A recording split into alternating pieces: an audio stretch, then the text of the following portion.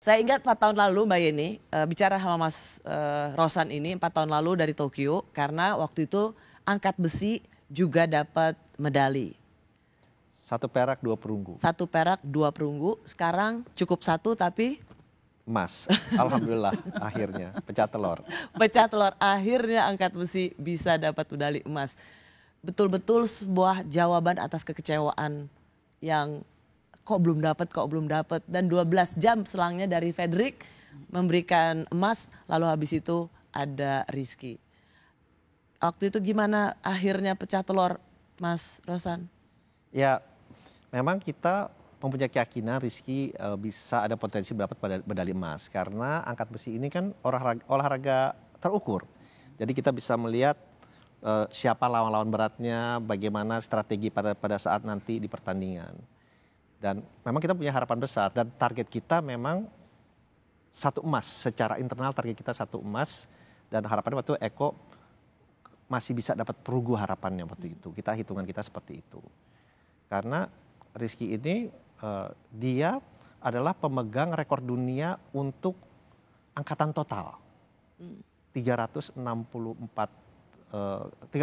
kg untuk angkatan total di kelas 73 kg yang dia pecahkan pada saat di Phuket di babak kualifikasi terakhir Olimpiade. Ya. Jadi memang harapan kita besar karena dia memang pemegang rekor dunia angkatan totalnya.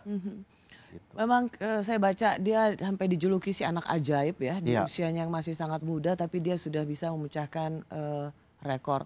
Ada Rizky yang kita tunggu-tunggu tapi masih di jalan. Hai Rizky. Halo Hai. Mbak. Kamu di mana? Halo, maaf aku ini sudah masuk Jakarta nih. Maaf telat ya. Maaf kepada Mbak sama Pak Rosan sama Ibu Yeni yang telah menunggu datangannya, sama Fredrik juga. Kami menunggu dengan sabar, Rizky. Ya, terima kasih Mbak, terima kasih banyak. Katanya capek banget ya, begitu landing. Capek banget, ini Mbak, suara udah habis, udah nggak karuan sebenarnya. Karena kemarin juga baru landing, istirahat itu subuh ya, istirahat baru tidur itu subuh.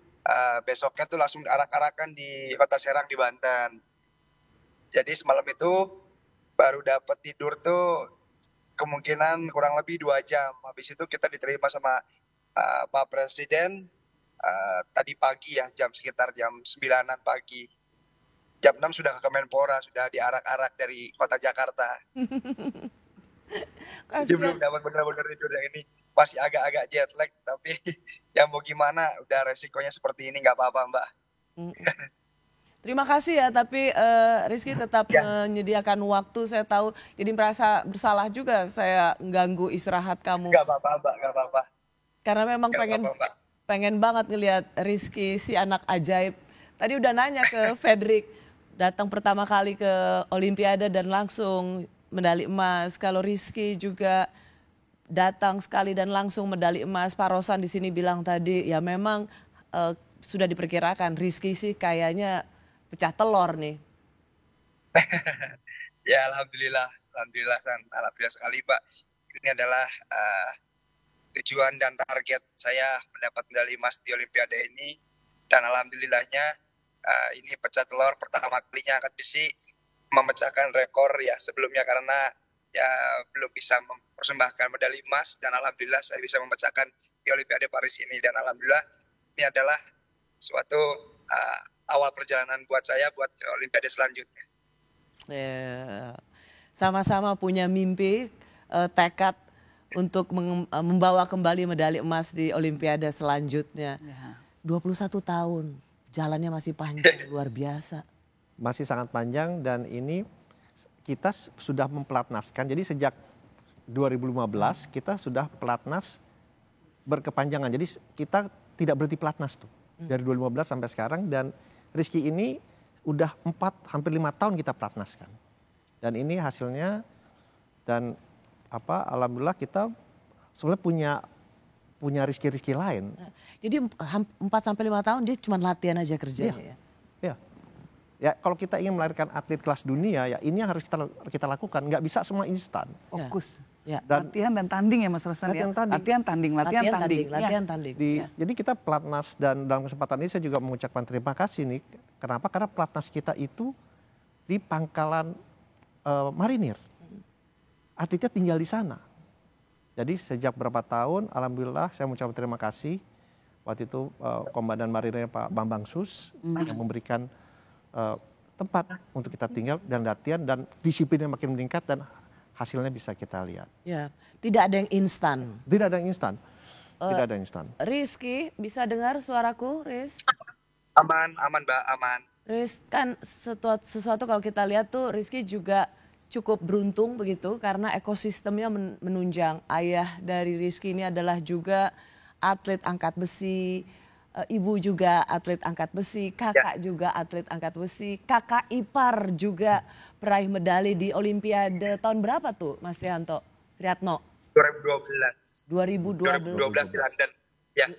Nah, ini keluarga memang keluarga lifter, Keluarga angkat besi.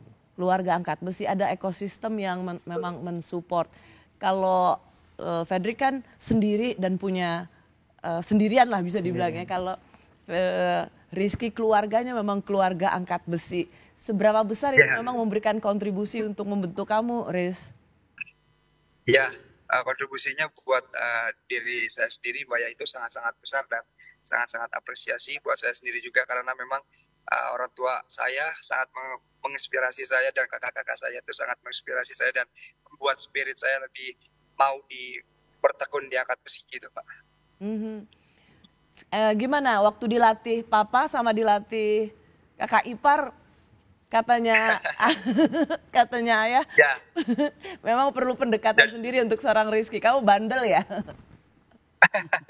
Iya, Mbak. Jadi awal ceritanya itu aku dilatih sama ayah kan, dan dibuat dari kecil tuh sama ayah, dilatih dan dijaga gitu kan. Di apapun itu, di tempat latihan sama ayah maupun di rumah.